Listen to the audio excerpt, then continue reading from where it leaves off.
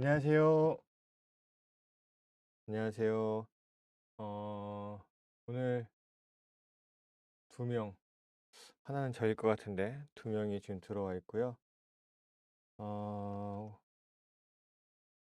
오늘은 저 혼자 하게 됐습니다. 왜냐하면 이제 우리 서정엽 전도사님이 수련목 과정 중에, 수련목이 되기 위한 과정이죠. 아직 완전히 된 건 아니니까 그 과정 중에 이제 원래 2주 동안 수련회가 있어요. 근데 이제 코로나 시대다 보니까 어디 모여서 하는 이제 수련회는 하지 못하게 되었고, 대신에 이제 인터넷을 통해서 이제 그 수련회 과정을 밟고 있는데, 그게 이제 아침부터 저녁까지 계속 이어지게 되다 보니까 저와 오늘은 함께 할 수 없고, 다음 주도 이제 함께 할 수 없는 그러한 상황 속에 있습니다. 네. 그래서 오늘 저 혼자 하게 되었고요. 안 들려요?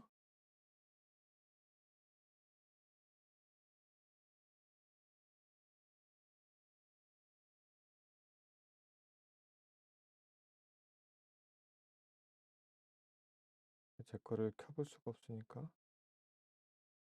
아, 들리는데?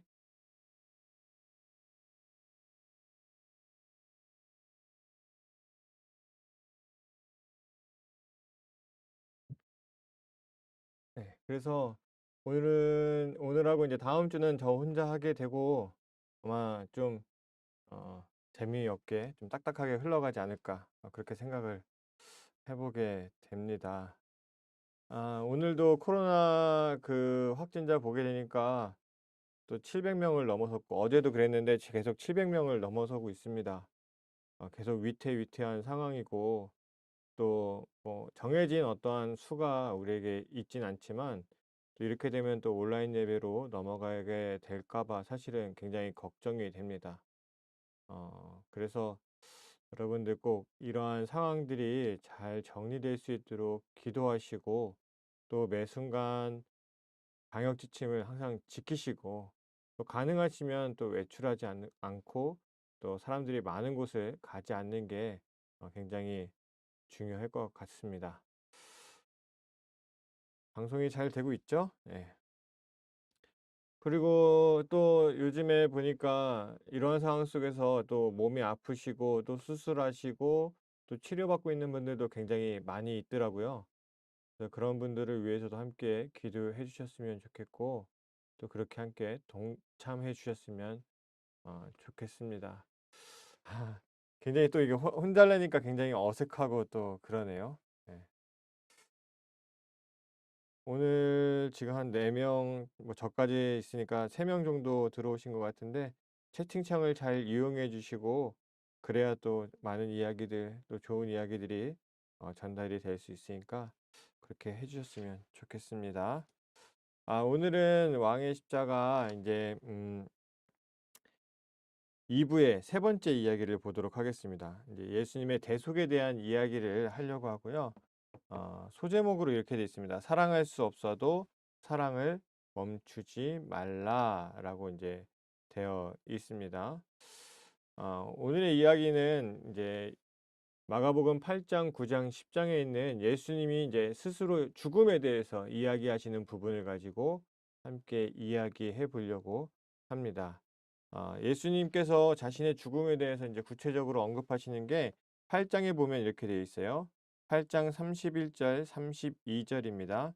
인자가 많은 고난을 받고 장로들과 대제사장들과 서기관들에게 버림받아 죽임을 당하고 사흘 만에 살아나야 할 것을 비로소 그들에게 가르치시되 드러내놓고 이 말씀을 하시니 베드로가 예수를 붙들고 항변하매 되어 있고요. 9장에도 이제 예수님께서 또 말씀하십니다. 9장 30절, 31절입니다.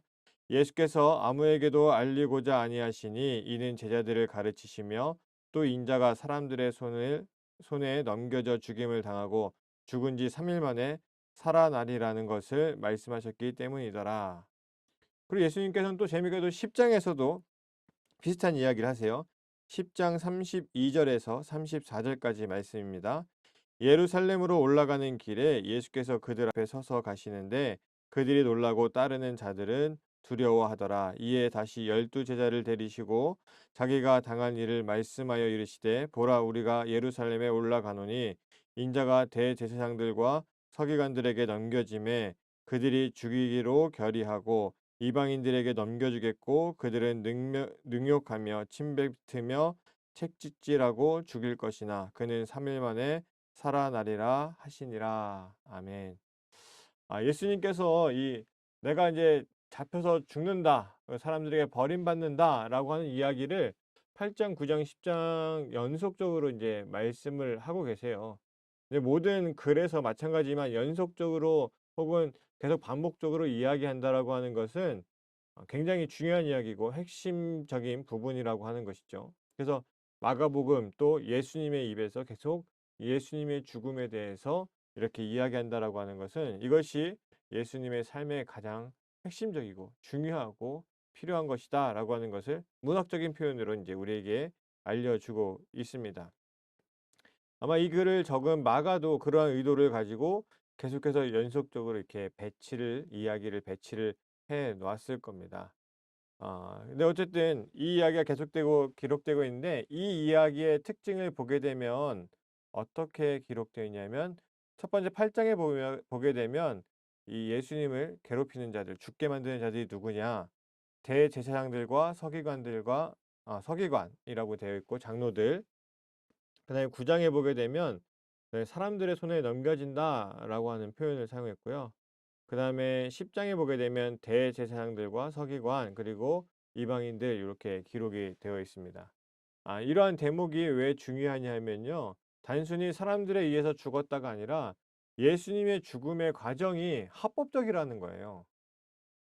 그 누가 봐도 이 사람이 뭔가 어떠한 누군가에 의해서 강제적으로 죽음을 당하는 게 아니라 사람들의 눈으로 보기에는 예수님의 죽음의 모든 과정이 굉장히 합리적이고 합법적인 과정을 통해서 예수님이 죽음을 당하신다라고 하는 것을 이제 성경에서 이렇게 표현을 해주고 있는 것이죠. 그래서 이제 중요한 게 뭐냐면 그러면 이 세상을 살아갈 때 우리가 법을 잘 지키려고 이제 노력하잖아요. 모든 사람들의 질서를 위해서 노력하잖아요. 그런데 중요한 것은 정말 합법적이면 옳은 것이냐? 요건 다른 문제라고 하는 거예요. 오늘날도 법을 잘 지키지만 그 법을 이용해서 허점을 이용해서 자신의 이득을 취하고 오히려 법의 질서를 혼란하게 만드는 사람들이 있죠. 법으로 보게 되면 그 사람들은 합법적이고 잘못된 일을 불법적인 일을 저지르진 않았습니다. 그러나 그들이 가지고 있는 어떠한 지식, 그들이 가지고 있는 어떠한 힘을 가지고 법을 뒤틀리게 만드는 것이죠. 예수님의 죽음의 모든 과정이 여러분들도 잘 아시지만 정식적으로 고발이 됐고요. 또 로마 빌라도에 의해서 총독에 의해서 이제 사형 판결을 받게 되고 결국 이제 로마인들을 통해서 사형이 집행이 되죠. 이 모든 과정은 찜찜하지만 모두 합법적으로 잘 이루어진 거예요. 모든 과정은 다 거쳤어요. 문제없이 거쳤습니다. 그러나 우리는 이게 옳지 않다라고 하는 것을 알고 있죠. 이 이야기가 왜 중요하냐면 앞으로 우리가 오늘의 이야기를 쭉 볼 때에 오늘의 이야기에서 가장 중요한 것은 무엇이냐면요. 그리스도인으로서 살아갈 때 어떤 의무, 살아가는 방법, 지켜야 될 일들 이런 게 있습니다. 그러면 우리가 그것만 지키면 우리가 신앙생활을 잘하는 것인가? 누군가 볼 때 저 사람은 저런 것도 잘 지켜. 이런 것도 해. 라고 이야기할 수 있지만 정말 그 안에서 그 사람이 옳고 잘하고 있다라고 이야기할 수 있는가? 이 부분에 대해서 우리가 생각할 수 있는 그런 여지들이 있습니다. 그런 부분들을 오늘 말씀을 통해서 쭉 이제 풀어가 보도록 하겠습니다. 어쨌든 뒤에서도 그런 얘기가 나올 거지만 도덕적이고 어떤 의무를 잘 지켰다라고 하는 것이 정말 하나님의 뜻을 잘 지킨 것과 같지 않다라고 하는 것을 이야기하고요. 오늘의 이야기에서 그러면 그 안에 무엇이 첨가되어야 되고 무엇이 기준이 되어야 되는지 그 이야기가 이제 함께 나오게 될 겁니다. 자, 그러면 10장 45절에 보게 되면 이렇게 기록되어 있습니다. 인자가 온 것은 섬김을 받으려 함이 아니라 도리어 섬기려 하고 자기 목숨을 많은 사람의 대속물로 주려 함이니라. 이렇게 기록이 되어 있습니다. 예수님의 죽음은 굉장히 합법적이었죠. 그리고 이스라엘 입장에서 나름의 정의일 수도 있을 겁니다. 그러나 예수님의 죽음은 이스라엘의 정의가 아니라 예수님의 죽음이라고 하는 것에는 특별한 의미가 담겨 있는데, 그것이 바로 마가복음 10장 45절에 기록된 이 말씀이죠. 그러면 그 예수님의 죽음의 가장 큰 근본은 무엇이냐라고 했을 때에 바로 섬김이라고 하는 거예요, 섬김. 다른 종교들과 이제 비교해 보게 되면요. 종교라고 하는 것은 기본적으로 어떤 모범의 삶을 사는 거예요. 그래서 이 세상에서 막 악독해지고 자기만 알고 어떤 이기적인 삶을 살아가는 이 세상에서 함께 좋은 일을 하고, 그리고 이타적으로 살아가고, 그래서 어떤 세상에 좋은 영향을 끼치는 것이 보통의 종교들의 가장 기본적인 근본이라고 이야기할 수 있죠. 그러면서 또 한 가지 그 과정 속에서 이루어지는 것은 무엇이냐면요. "야, 저 사람들은 달라. 세상에 이러한 사람들과 그 모습이 다르다."라고 하는 것을 보여주고, 그것을 통해서 어떤 존경의 대상, 그러니까 높아지는 거죠. 추앙의 대상이 되는 것이고요. 그럴 만한 삶을 살아가기 위해서 노력하는 것이 그 종교에 속한 사람들의 모습이죠. 근데 예수님은 완전히 인제 그 근본이 다르다는 거예요. 어떤 모범의 삶을 보여주고 '그러한 삶을 살아가면 된다.'라고 하는, 단순히 그것을 보여주기 위해서가 아니라 '섬기기 위해서 오셨다.'라고 하는 거예요. 그 섬긴다라고 하는 것은 낮은 자리로 간다라고 하는 의미죠. 또 예수님의 어떠한 그때의 시대적인 문화를 생각해 보면, 섬긴다라고 하는 것은 내가 어떠한 대상보다 낮아지고 미천해지고, 그래서 섬긴다라고 하는 표현은 누가 쓰냐면 원래는 노예, 뭐 종, 이런 사람들이 쓰던 표현이에요. 그러니까 이 예수님께서 '내가 섬기러 왔다.'라고 하는 것은 오히려 종과 노예와 같이 되기 위해서, 어떤 사람들처럼 '내가 이러한 것을 하니까 난 대단한 사람이야.' 이런 것을 드러내는 것이 아니라 오히려 드러내지 않고 섬기기 위해서 이 땅에 오셨다라고 하는 것을 인제 강조하는 그런 성경의 말씀인 것이죠. 그래서 교회라고 하는 것도 인제 마찬가지입니다. 우리가 인제 한때는 좀 그런 표현들을 많이 썼습니다. 우리가 그리스도인으로서 세상에 무언가를 보여줘야 되고, 그래서 세상을 압도해야 되고, 그 세상을 넘어서야 된다. 물론 의미적으로는 다 맞는 말입니다. 그런데 정말 교회가 세상을 압도하고 넘어서고 우뚝 설 수 있을까 생각해 보면, 우리 한국 교회의 역사를 보게 되면 '그것은 실패한 이야기가 아닐까.'라는 생각을 해 보게 돼요. 물론 이건 이제 여러 가지 생각이 있을 수 있습니다. 뭐냐면 80 년대 90 년대만 해도요. 교회의 문화라고 하는 것은요. 세상의 모든 것을 압도할 만한 문화를 가지고 있었어요. 왜냐하면 너무나도 직접적으로 이제 유럽 사회의 문화가 교회를 통해서 들어왔기 때문에 뭐 압도할 수밖에 없죠. 그러니까 80 년대 90 년대만 해도 이 세상에 어디 아이들을 위한 시설이 거의 없었어요. 기껏해야 도서관? 아무도 잘 이용하지 않는 도서관 정도? 근데 그때 교회는 아이들을 모아서 이런 활동 저러한 활동, 이런 게임 같은 것도 하고, 또 요즘으로 이야기하면 무슨 발달을 위한 그런 활동들을 굉장히 많이 했었단 말이에요. 뿐만 아니라 교회에서 뭐 하는 모든 어떤 시스템, 그리고 어떤 방송, 음향, 이런 것이 일반적인 사람들, 일반적인 단체에서는 따라갈 수 없을 만큼 압도적이었어요. 왜? 교회는 무조건 그것이 있어야만 되는 곳이었기 때문에 압도적으로 발전할 수밖에 없었습니다. 그런데 오늘날 21 세기를 볼까요? 21 세기를 보면 압도하는 게 아니라 압도당하고 있어요. 그럴 수밖에 없어요. 결국은 그런 모든 시스템, 그런 어 프로그램들이 나중에는 어떤 정부에 의해서 주도되기도 하고 어떤 단체에 의해서 주도되기도 하고, 그러면서 자본이라고 하는 것이 움직이잖아요. 돈이 움직이잖아요. 돈 때문에 산다가 아니라 이 세상은 기본적으로 돈으로 움직이는 자본주의 세상인데, 돈이 움직이는 곳에 당연히 발달할 수밖에 없는 거예요, 돈이 움직이는 곳이. 그러한 일들이 발전할 수밖에 없었고 또 아이들을 위한 시설, 아이들을 위한 프로그램 굉장히 발달하는 시기가 있었고 그리고 교회는 뒤처질 수밖에 없는 거죠. 교회라고 하는 것이 어떻게 이 모든 교회들이 함께 힘을 모아 무언가를 이루는 게 아니라 개교회적으로 어떠한 몇몇 사람들이 선진 문화를 미국에서 유학하고 이러면서 가지고 오면서 주로 그러한 사람들이 당시만 해도 특히 어떤 교육 분야 이런 것들은 교회에 어떤 적을 두고 있는 사람들이 많았기 때문에 그러한 것들을 가지고 와서 시행했는데 이제는 압도적으로 세상 사람들이 그러한 일들을 하고 있으니까 그걸 따라갈 수는 없습니다. 그러면 교회가 어떤 세상을 압도하고 넘어선다라고 하는 것은 사실 불가능할 수밖에 없어요. 교회가 때로는 어려운 이웃들을 위해서 김장을 담가 주기도 했어요. 이제는 어떤 주민센터에서 부녀회장들이나 이런 분들을 통해서 그러한 일들도 아주 대규모로 또 많은 사람들의 봉사활동과 또 어떤 지원, 충분한 자금적인 지원을 받으면서 그 일을 해요. 그거를 우리가 어떻게 다 따라가고 넘어설 수 있겠습니까?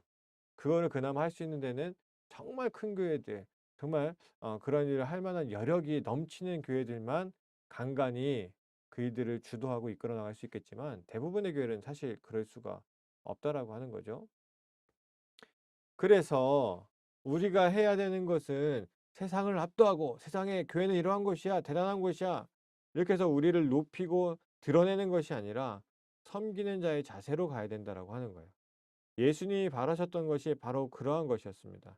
예수님이 자신의 어떤 능력을 가지고 사람들을 치유하고 말씀을 전하면서 자신이 드러나기를 원하시지 않았잖아요. 오히려 가서 누구에게 이야기하지 말라. 이 일어난 일을 사람들에게 전하지 말라라고 말씀하셨지 그것을 드러내기를 원하시지 않으셨습니다. 왜? 섬김이라고 하는 것이 기본적으로 행할 그 예수님께서 하려고 하는 목표였기 때문에 그래요. 그래서 교회는 더 낮은 자리로 가야 되는 것이고 그 때로는 그것이 드러나지 않아도 괜찮은 거예요. 교회는 뭔가 우리의 활동을 홍보하는 곳이 아니잖아요. 홍보를 한다면 저 입소문을 타고 홍보가 되면 가장 좋은 것이잖아요. 우리가 어떤 업계에서도 뭔가 할 때에 뭐 흔히 얘기해서 찌라시를 뿌리면서 광고를 하지만 제일 좋은 거는 입소문을 타는 거라고 이야기해요. 우리가 하는 활동을 통해서 그것을 마치 찌라시처럼 드러내는 것이 아니라 사람들의 입소문을 탈 만큼 낮아지고 섬기는 자세의 삶을 교회가 살아갈 수 있어야 되는 것이죠. 근데 이 예수님께서 이 말씀하실 때 이게 왜 굉장히 중요한가 하면 바로 이런 겁니다. 예수님께서 "섬기러 왔다."라고 하는 표현을 사용하시잖아요. 근데 이 섬기러 왔다라고 하는 것이 예수님이 어떤 다른 나라에서 다른 어떠한 단체에서 훌륭한 활동을 하다가 '야 이스라엘에서도 이러한 일을 해야지.' 하고 다른 나라에서 이렇게 온 게 아니잖아요. 예수님께서 왔다라고 하는 표현은 저 하늘로부터 왔다라고 하는 표현이거든요. 그러니까 가장 높은 자의 자리에서 당연히 섬김을 받을 수 있는 그러한 분이시지만 그 예수님께서 모든 것을 내려놓고 이 낮은 땅에 오셨을 것뿐만이 아니라 섬김의 자리로 더 내려가시겠다라고 하는 거예요. 거기에는 어떤 것이 따릅니까? 희생이라고 하는 아주 근본적인 하나님의 사랑의 표현이 거기에 담겨 있는 거예요. 그래서 그래서 이제 예수님께서 자신의 삶에 대해서 뭐라고 이야기하시냐면 마가복음 10장 45 절에 인자가 온 것은 섬김을 받으려 함이 아니라 도리어 섬기려 하고 죄송합니다. 마가복음 10장 45 절에 대성물로 주려 함이라라고 하는 표현을 사용하는 겁니다. 어떤 대가를 치르는 그러한 매개로 자신을 사용하겠다라고 하는 것이죠. 그러면서 생각해 보는 거는 이런 거예요. 그러면 하나님께서는 꼭 예수님을 고난당하게 하시고 죽음을 통해서만 우리를 구원하실 수 있는가? 그건 하나님의 능력에 대한 문제가 아니라요. 하나님의 표현에 대한 문제예요. 예, 우리가 구약 성경을 쭉 보게 되면 하나님께서는 끊임없이 이스라엘 사람들의 죄를 용서해 주셨어요. 죄가 여전히 있지만 없는 것으로 여겨 주셨어요. 그리고 이스라엘을 끊임없이 주변 나라에서 온전한 나라로 세워 주시려고 하셨습니다. 그런데 그 문제가 계속해서 해결되지 않았어요. 왜? 왜냐하면요.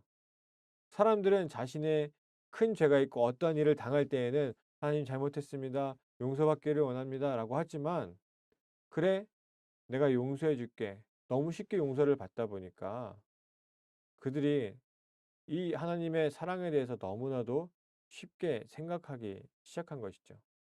그래서 마지막에 제가 항상 드리는 말씀이지만 말라기에서 사람들의 그 마음이 잘 표현되어 있는데 "하나님이 언제 우리를 사랑하셨습니까? 우리는 단지 하나님이 두려워서 이렇게 사는 것뿐입니다." 라고 하는 말을 하시게 되는 거예요.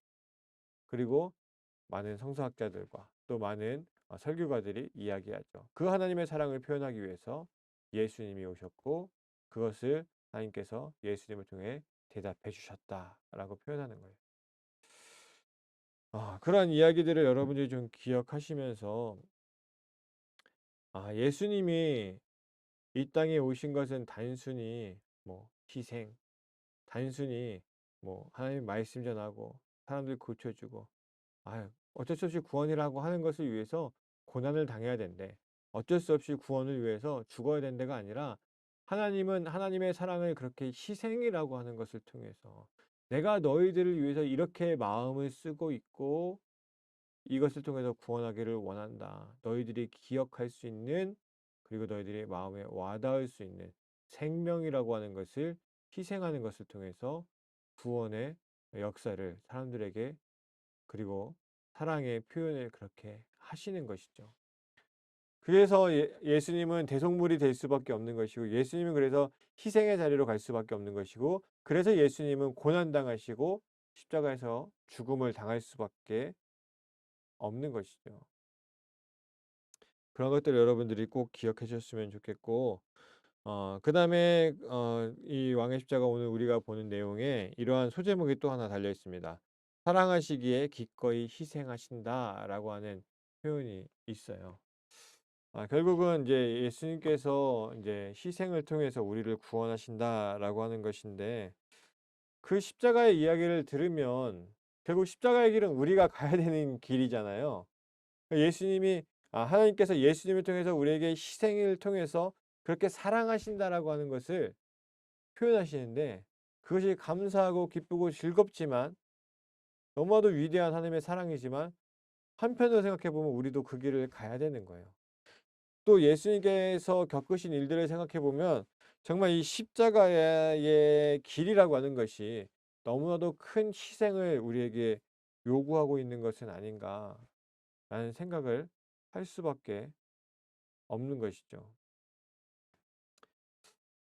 이 십자가의 길을 간다라고 하는 것이 누구나 정말 어렵고 힘들고 어 괴로운 일일 수밖에 없습니다.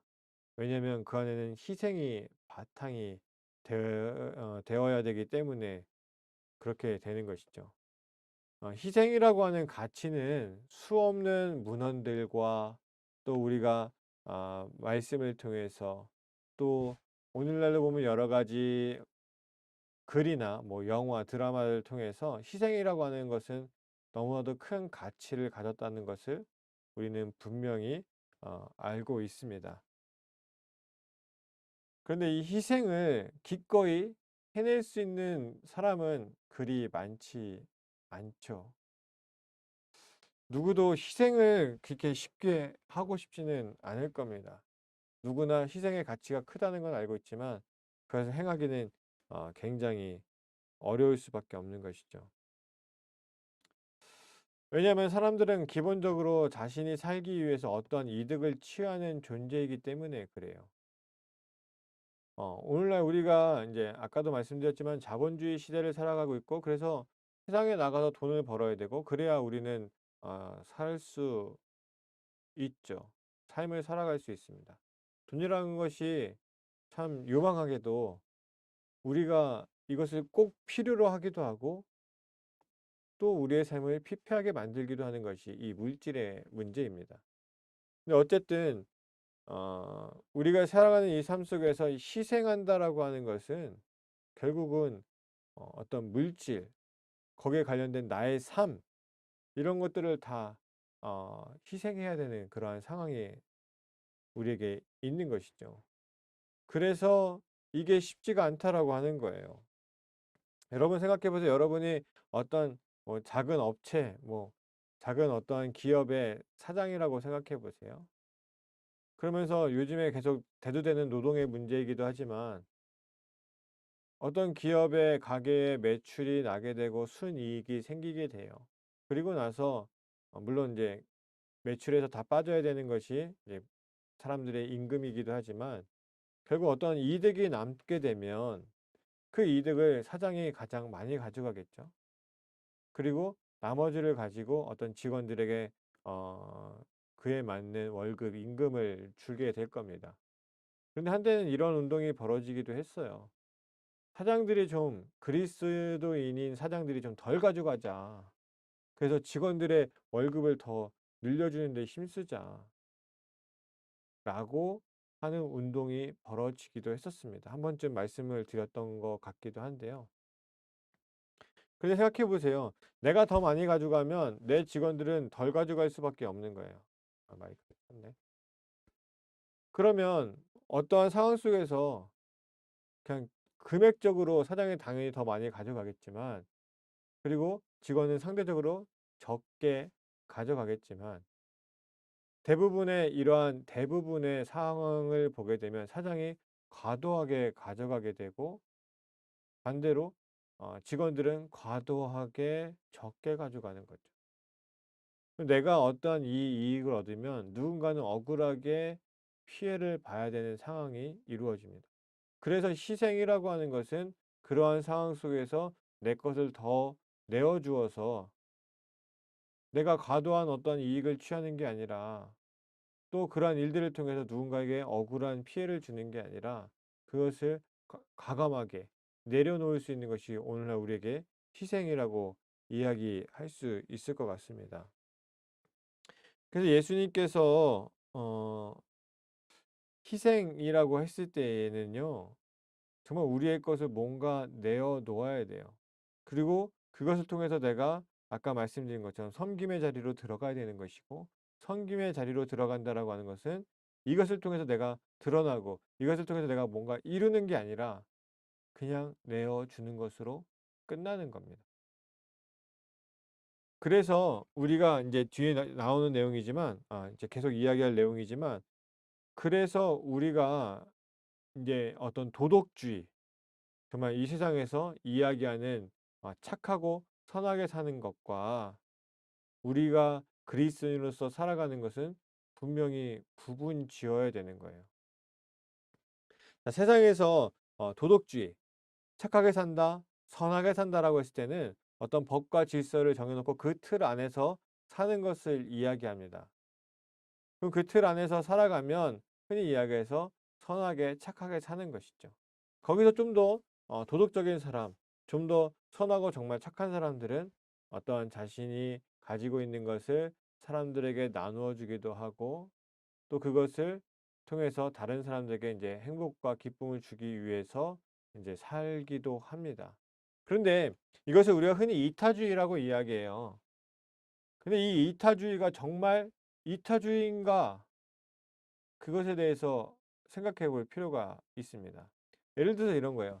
'아 내가 그동안 인생을 살아오면서 나를 위해서 나의 가족만을 위해서 살아왔고 나의 가족만을 위해서 뭔가 내가 가진 것들을 사용해 왔고 그렇게 살아왔는데 뭔가 행복이 채워지지 않았습니다. 뭔가 마음에 기쁨이 없었습니다. 그래서 내가 다른 사람들에게 내가 가진 것을 나눠 주고 하니까 내 마음에 기쁨이 생기고 내가 행복해질 수 있었습니다.' 좋은 이야기죠. 정말 필요한 세상의 가치 중에 하나입니다. 그런데 말 그대로 세상의 가치예요.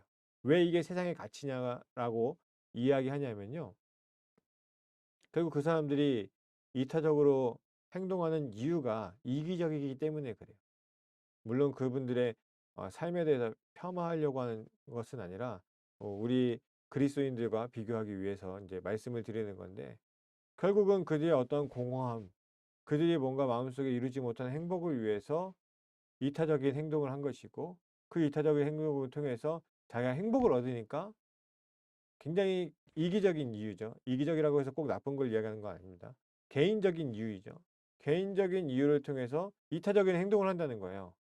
이타적이라고 하는 것은 나의 개인적인 것이 완전히 배제되고 순수하게 다른 이들을 위해서 하는 것인데, 결국은 사람들의 도덕적인 세상의 그러한 방법들을 보게 되면 결국은 개인적인 것 때문에 이타적으로 살아간다라고 하는 거죠.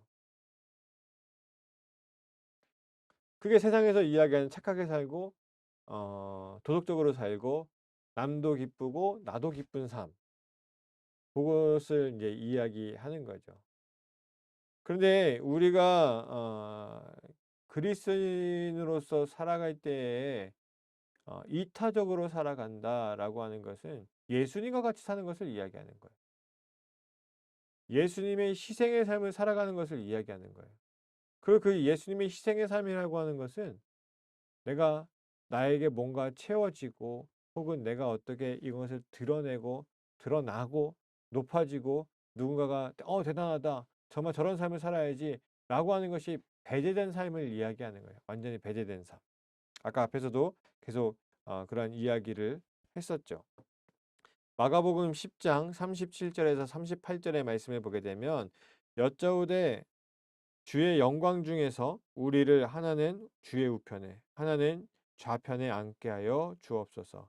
예수께서 이르시되 너희는 너희가 구하는 것을 알지 못하는도다. 내가 마시는 잔을 너희가 마실 수 있으며 내가 받는 세례를 너희가 받을 수 있느냐라고 하는 말씀이 기록이 되어 있습니다. 그러니까 제자들이 생각했던 영광이라고 하는 것, 우리가 예수님을 따라 이 삶을 살아가고 하나님의 말씀도 선포하고 사람들도 치유하고, 그래서 정말 이 이스라엘 안에서 거- 하나님의 뜻에 걸맞는 이 일을 하게 되면 언젠가 예수님이 높은 자리에 갈 텐데, 그 높은 자리에 나는 좌편에 너는 우편에 이렇게 함께 해달라는 거예요. 그런 영광이 있을 때 예수님, 우리가 그 영광된 자리에 함께하고 싶습니다. 근데 이 제자들이 생각하는 영광이라고 하는 것이 높아지고 대단해지는 걸 뜻하잖아요. 예수님께서 뭐라고 말씀하시냐면 너희는 너희가 구하는 것을 알지 못한다라고 이야기하시는 거예요. 제자들이 생각하는 영광과 예수님이 생각하는 영광은 달랐던 거예요. 제자들이 생각하는 영광은 위대해지고 대단해지는 것이었고, 예수님의 영광은 뭐였냐면 십자가 위에서의 영광이었어요. 희생, 희생의 정말 끝, 희생의 완벽한 희생. 그것이 예수님의 영광이었습니다. 그래서 실제로 우리가 예수님의 그 마지막 희생의 완벽함이 이루어지는 그 십자가 위에서 좌편과 우편에 누가 있습니까? 제자들이 있지 않았어요. 그렇게 영광의 자리에 있을 때에 좌편과 우편에 있기를 바랍니다 라고 이야기했지만, 그들은 결국 예수님의 가장 영광된 순간에 도망갔지. 오히려 어, 강도와 같은 그런 범죄자들이 예수님의 양옆에 있었던 것을 우리는 잘 알고 있습니다. 그래서 우리가 이 신앙을 통해서 이루려고 하는 것은 굉장히 개인적인 어떠한 마음의 행복이라든지 뭐 이런 것들은 뭐 있을 수도 있죠. 근데 그것을 위해서 하는 것은 아니다라고 하는 거죠. 그것을 여러분들이 꼭 기억하셔야 되고요. 그리고 이제 예수님은 얘기하세요. 내가 마시는 잔과 그 세례를 너희가 받을 수 있겠니? 정말 받을 수 있겠니? 그 얘기를 하시는 거예요. 너희들이 지금 영광의 자리, 아주 높은 자리, 정말 위대한 자리에 올라간다고 생각하고 그 과정 속에서 너희들이 그 과정 속에서 정말 힘들고 어렵더라도 그 길을 가겠다라고 이야기하는데, 정말 너희가 그 과정을, 그 희생의 삶을 온전히 살아갈 수 있겠는가? 또 너희가 이렇게 올라가는 것을 바라는데 그러한 것을 바라는 것이 정말 온전한 희생이냐라고 하는 것을 예수님께서 말씀을 하시고자 했던 것이죠. 그래서 마가복음 10장 45절에 보게 되면 너희 중에 누구든지 으뜸이 되고자 하는 자는 모든 사람의 종이 되어야 하리라. 인자가 온 것은 섬김을 받으려 함이 아니라 도리어 섬기려 하고 자기의 목숨을 많은 사람의 대속물로 주려 함이니라. 라고 이야기하시는 겁니다. 예수님은 이 일을 통해서 십자가의 그 길을 통해서 예수님이 한 명의 사람으로서 얻는 것은 아무것도 없어요. 뭐가 있죠? 아무것도 없습니다. 우리는 보기 좋게 예수님이 세상의 구원을 이루셨다.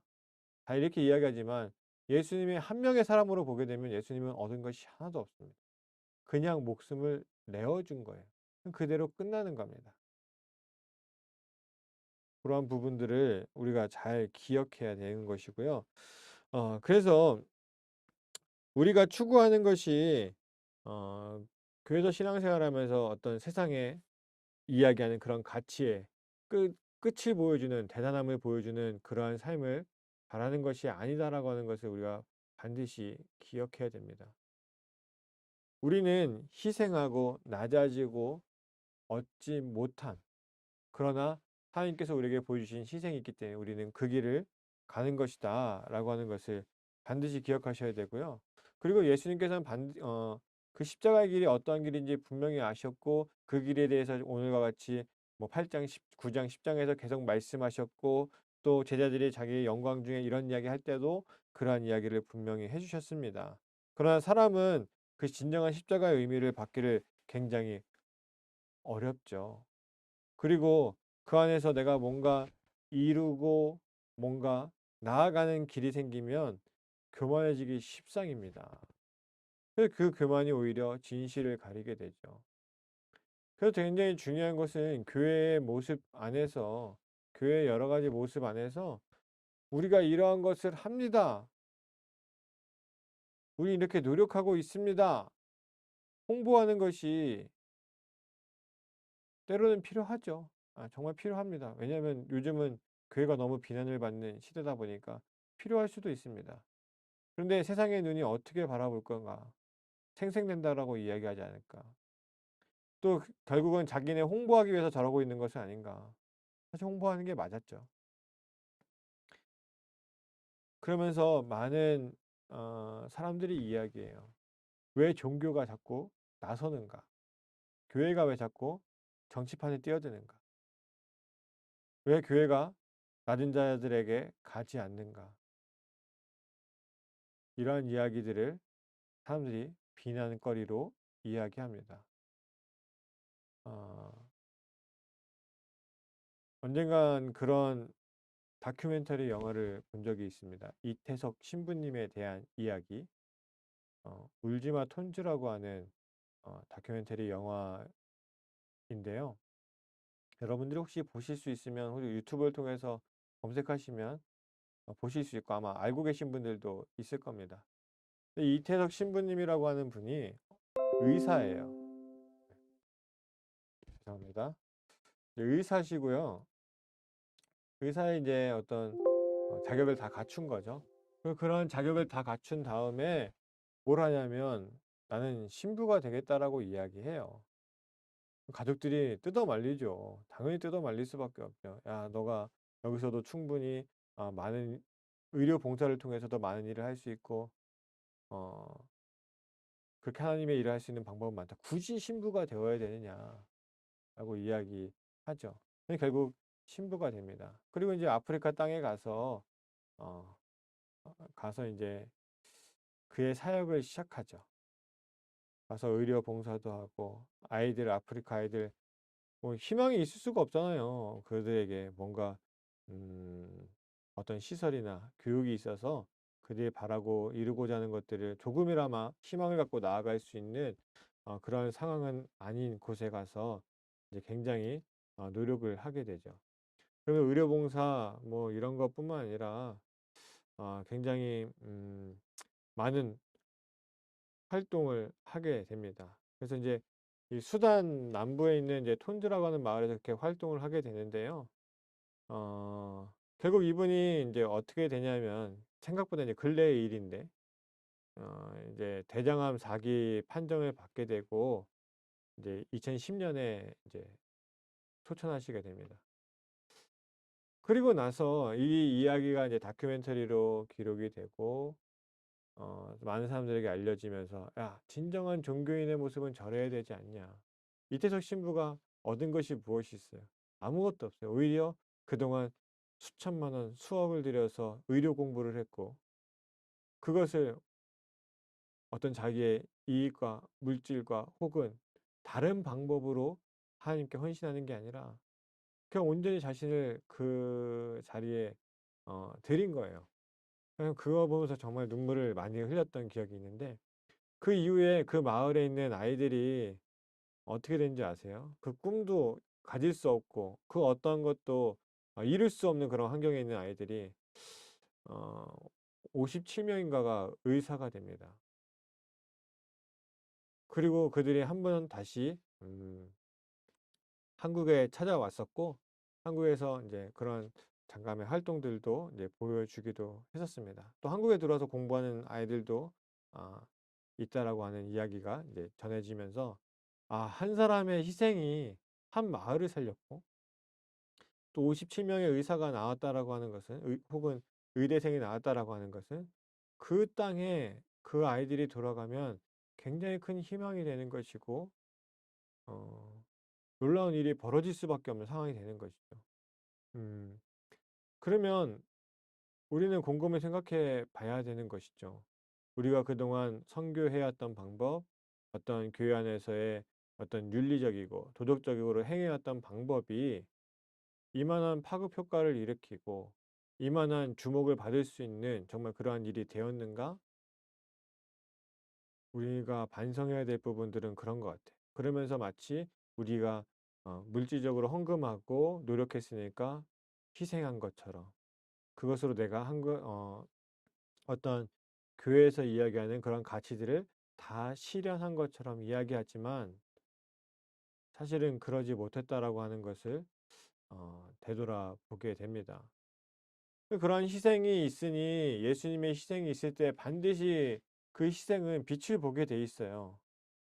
내가 원하든 원하지 않든. 이태석 신부님이라고 하는 분도 막 가서 이걸 자랑하고 막 드러냈던 것이 아니에요. 어쩌다 우연히 누군가 알게 돼서 취재하고 다큐멘터리로 나오게 되었고 그리고 이 이야기가 많은 사람들의 마음을 울렸었고 그리고 10년 후에까지 누군가가 그 이야기를 기억하며 다시 어떻게 되었는가 그 희생의 발자국의 뒷자치를 발자취를 찾아가는 그러한 모습도 보게 되면서 우리가 가지고 있는 희생의 모습, 우리가 가지고 있는 어떤 교회의 그런 예수님의 가치가 우리는 제대로 세우지 못하고 있구나. 혹은 나의 마음의 위로만을 위해서 이기적인 개인적인 그러한 마음으로 신앙생활을 하고 있지는 않은가라고 하는 것을 다시금 돌아보게 됩니다. 오늘 그러면서 이제 말씀을 좀 마무리 지어 볼까 해요. 우리가 가는 이 길이라고 하는 것이 십자가의 길이고 그 십자가의 길을 예수님께서 완전히 보여주셨는데 말 그대로 그냥 희생뿐이었습니다. 희생. 모든 걸 내어주는 삶뿐이었고 그것이 결국은 이 땅에 하나님의 구원을 바라보며 그 구원을 이루어 가신 예수님을 사람들이 따르는 그리고 2000 년이라고 하는 긴 세월을 살아가게 교회가 살아갈 수 있는 생명력이 되었습니다. 그리고 여전히 제3국에서 지난번에 말씀드린 것처럼 제3국에서 그러한 희생을 가지고 버텨나가고 힘을 내고 있는 이들을 통해서 교회는 다시 유지되고 생명력을 얻고 있습니다. 반대로 유럽도 그렇고 미국도 그렇고 그리고 우리나라에서도 마찬가지지만 개인의 삶을 위해서 기도하기 시작하고 개인의 만족을 위해서 신앙생활을 이어나가는 지극히 개인적인 신앙생활이 되어버렸을 때에 교회가 얼마나 생명력을 잃어가고 얼마나 무너지고 있는가. 또 오늘의 말씀에 비춰보면 결국 '아 교회는 그렇게 무너질 수밖에 없구나. 교회라고 하는 것은. 기존 교회들은 그렇게 무너질 수밖에 없구나.' 왜? 예수님은 희생으로 모든 걸 세우셨고 희생을 통해서 뭔가 세우려고 하는 게 아니었지만 희생을 통해서 세워지잖아요. 근데 우리는 억지로 세워 보려고 하니까 세워지지 않았던 거예요. 희생의 탑으로 세웠어야 되는데 희생이라고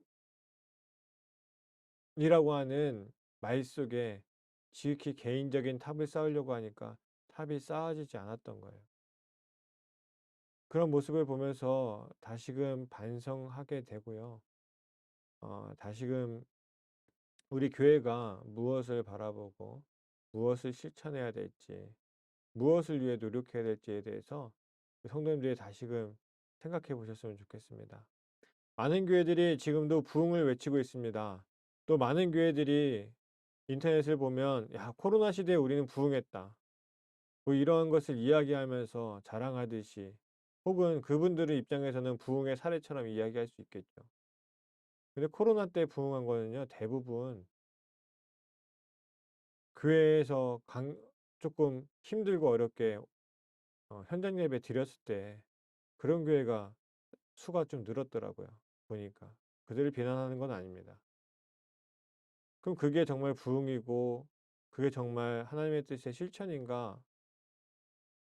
저는 솔직히 아니라고 생각합니다. 그냥 사람의 마음들이 움직였을 뿐이지 그것이 하나님의 가치를 세우고 예수 그리스도의 희생을 높이는 일은 아니었다고 생각합니다.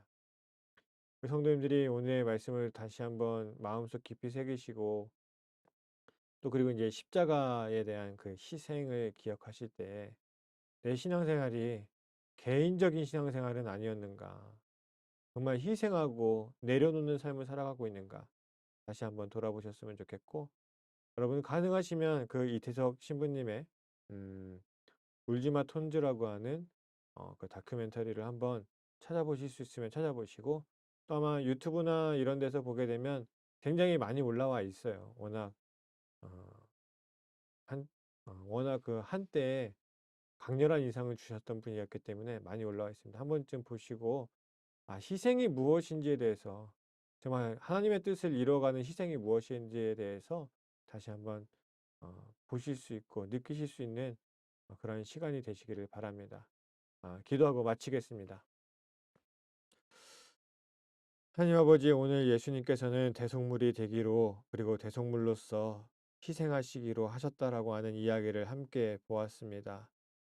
하나님, 우리가 이 땅에서 하나님의 사랑을 느낄 수 있는 것은 하나님께서 우리에게 온전히 내어주실 때뿐이었고, 예수님께서는 그 길을 가기 위해서 예수님 스스로를 드러내고 대단한 인물로 평가하는 것이 아니라, 그런 것을 바라셨던 것이 아니라, 그러한 것들은 감추려고 하셨고, 결국은 고난과 십자가에서의 죽음으로 그 희생으로 하나님의 뜻을, 하나님의 가치를 세워가는 것을 우리가 함께 잘 봤고 알고 있습니다. 그러나 하나님, 우리의 오늘날의 신앙생활을 보면 참 마음 아픈 것은 어느 때부터인가 어떠한 희생을 통해서 예수 그리스도의 십자가의 길을 통해서 하나님께서 우리에게 주신 가치를 세워나가고 그리고 희생에 맞는 그 사랑을 체험하고 전하는 것이 아니라 때로는 나의 개인적인 일들, 개인적인 행복, 내가 바라고 원하는 것들 때문에 예수님의 희생의 가치를 또 우리가 희생하며 예수 그리스도의 길을 따르려고 하는 그 믿음 생활을 오히려 온전히 세우지 못하고 갈 때가 많이 있음을 깨닫게 됩니다. 예수님께서 우리의 대속물로 오셨고 우리에게 온전한 희생을 보여주셨고 그래서 우리는 오늘 그 삶을 살아갑니다. 이제 우리가 그러한 희생의 마음을 갖게 하여 주시옵소서. 그 희생을 통해서 온전히 주님께서 세우려고 하셨던 또 보여주려고 하셨던 그 하나님의 사랑을 이루어내는 우리가 되게 하시고 하나님 진정으로 오늘날 이 땅에 제대로 된 교회가 없다라고 이야기하고 이 땅에 한국 교회에 정말 예수님이 거하시지 않는다라고 이야기하며 비판받는 이때에 주님께서 오실 만한 그 낮은 자리를 우리가 함께 만들어가고 주님께서 목숨을 내어주시며 세우셨던 그 놀라운 하나님의 사랑의 가치를 이 땅에서 우리도 세워갈 수 있는 은혜를 더하여 주시옵소서. 이 모든 것을 이루실 예수 그리스도의 이름으로 기도합니다. 아멘. 다음 주에 또 뵙겠습니다. 기대해 주시고 다음 주에도 함께 했으면 좋겠습니다.